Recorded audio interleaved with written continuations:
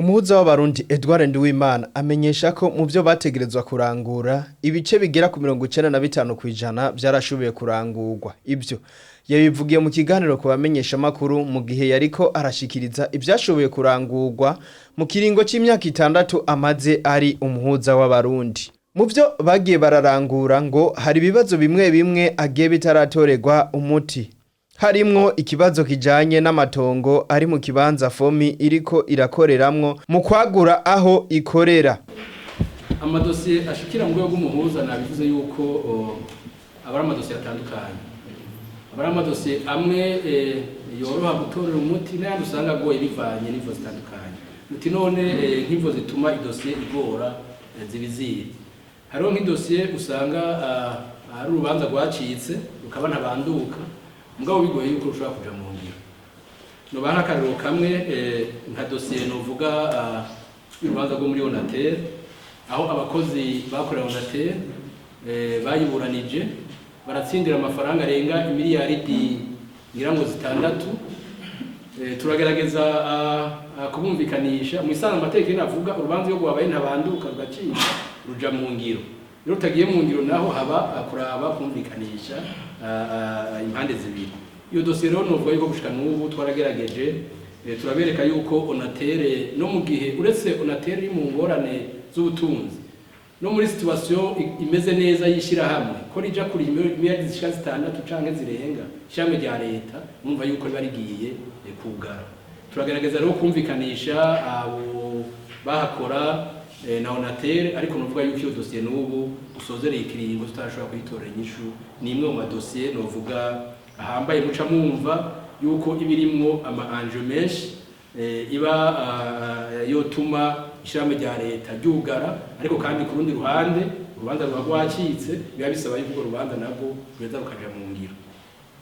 Aho nari madossier novuga usanga arimo nk'ibibazo by'umutekano ugasanga abene igihugu bariko baravuga bati aya matongo na yiwacu leta ni dohumuzibukiro canke itureke tubane dukorera muri kino kibanza.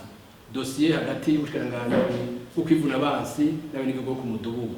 Ni dossier twakurikiranye turagerageza kugira ngo urwego rw'umuhuza ruje hagati y'ubushikiranganje hamwe n'abo bene igihugu ngo kubera mu vyumva ko ari ikibazo kirengeye amatongo gusa kirimo n'umutekano w'igihugu bica bisaba yuko iyo dossier bigenda mu bukebuke ukerekana abene igihugu yuko umutekano ari inyungu rusangi gusumba. Ico kimwe na dossier yikambi yo kumutimbuzi nayo ne abene igihugu batwituye bavuga yuko iyo kambi yubatswe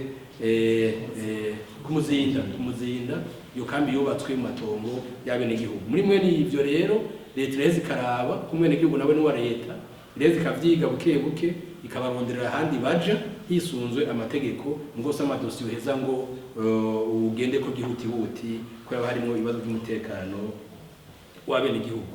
Hariho n'amadosiye yandi novuga dossier hajya fomi yubatse shira hamwe fomi hari abene igihugu bavuga ko bubakiye mu matongo yabo bafitiye amatitre de propriété no munsi bakavuga ati ikashaka kwagura mu matongo yabo na bakavuga ati twiye twahawe n'inzego za leta ugacura bikira hamwe nkarijya biko ariko yakorera igihugu ugacura nabo bene igihugu byumvikana yuko ureza ukagenda bukebuke. Ni mwene ayo madosiye rero novuga hamwe n'andi madosiye usanga urubanza rwaracitse mugabo ugasanga ko ruja mu ngiro biragoye kubera ibibazo biba bitandukanye.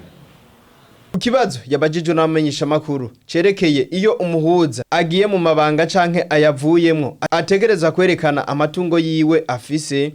Umuhuza Edouard Nduwimana amenyesha ko ico yarayagihejeje muri sentare ntahinyuzwa mbere akanatera kamo abandi bategetsi kubikora nk'uko ngo biri mu bituma haba intwaro nziza. Ko ibidashingiro bivuga n'ibwirizwa rigenga urwego rw'umuhuza nivyo mu ngingo y'indwi iravuga yuko mu kwinjira mu mabanga no mu gihe yavuyemwo umuhuza w'abarundi aheza agashikiriza amatungo afise.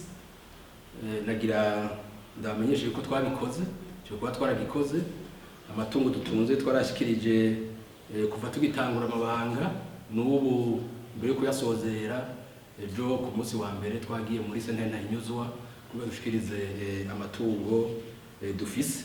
Nibaza rero yuko dutera n'intege n'abandi barongozi bose abo ibwirizwa risaba yuko gikorwa bogikora kuko ni mu ntumbero yo gutsimbataza intwari ibereye nta kinyegezwa kirimo ibyo twabishikirije muri sentare yubahiriza muri Cour supreme si binyegezwa wowe wese yifuza kubimenya arashobora kugenda kubiraba na ministère public ikeneye kumenya ati mbega Nduwimana Edouard atunze ibiki irashobora kubiraba naga turashobora gusigura niyo tuba twarabikuye murumva yuko ari byiza wowe wese bayibona mwene ico gikorwa yuko yeza akagikora kuko biri mu bituma intwari ibereye itsimbatara mu gihugu shima nuko ivyo nabaranguye byose nabirangurana ubugwa neza nta waja ntumbera mushake mugire amatohoza yaje agenda yidoba ngo Umuhuza yagiye arandwa umutima Umuhuza ntiyanyakiriye neza Umuhuza ntiyantunganirije nuwo ntashoboye gutunganiza namusiguriye igituma ntashoboye kumutunganiriza nico gikuru tunasarize n'indongozi yuko umwene gihugu akwituye mutunganirize utarinze kumutunga urutoke utarinze kumurya umutima umutunganirize utabishoboye ngati ntavyo nshoboye ukwitura urundi rwego kanaka rwagutunganiriza niyo ntwari bereye niko gusonera abene gihugu nako kumenya yuko ibikorwa turimo roba bidushizemo murakoze Imana ibahezagiye.